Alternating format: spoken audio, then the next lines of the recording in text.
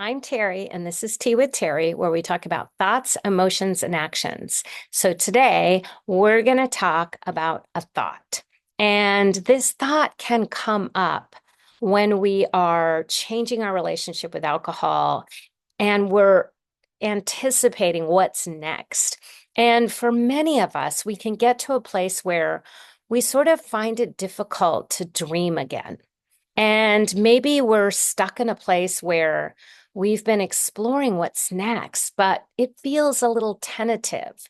And often that can come because of a big change that we're making in our life, such as leaving alcohol behind. And so, what we can explore is this idea of what it means to actually allow ourselves to dream again. And so, for some of us, that's really about trusting ourselves again. I often talk about this dynamic that happens when we're drinking and over drinking, and it really has to do with trusting ourselves.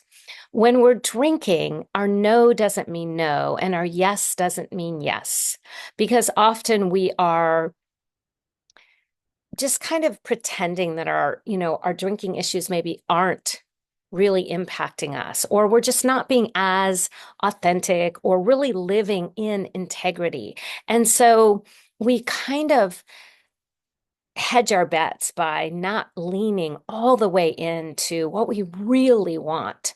And so, for many of us, when we go through these big life transitions, whether it's letting go of alcohol, it might be going through a retirement, perhaps your children are off to college, and we find ourselves in a place where we are tentative about allowing ourselves to dream again because we're not really clear what the future holds. And maybe we don't want to be disappointed.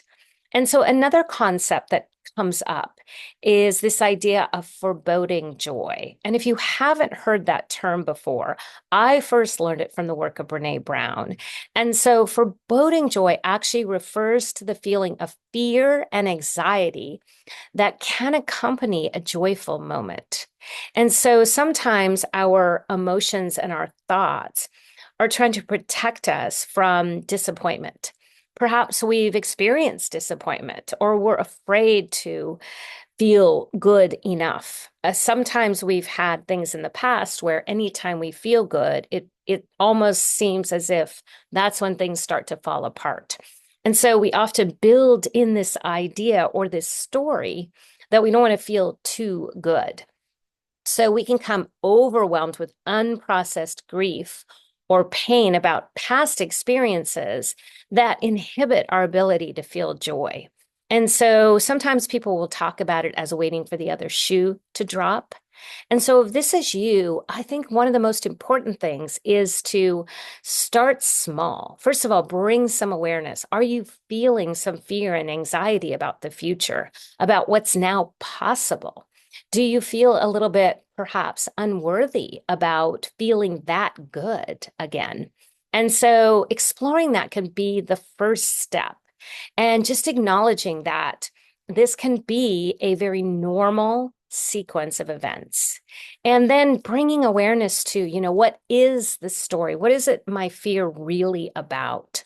And one of the things I learned in my alcohol freedom coaching was this idea of lasting change. And one of the things that is a key to lasting change is this beautiful opportunity to anticipate the good. And if foreboding joy gets in the way, or if we really can't, we're having trouble dreaming again, then at risk is that lasting change. And so I want to invite you to really explore, how can I trust that there is good things waiting ahead? How can I really start to dream again? And perhaps writing a letter to your future self could be helpful, getting in touch with that wise elder and asking, what is available just around the corner? All right, well, that's tea for Teri today, and I'll see you next week.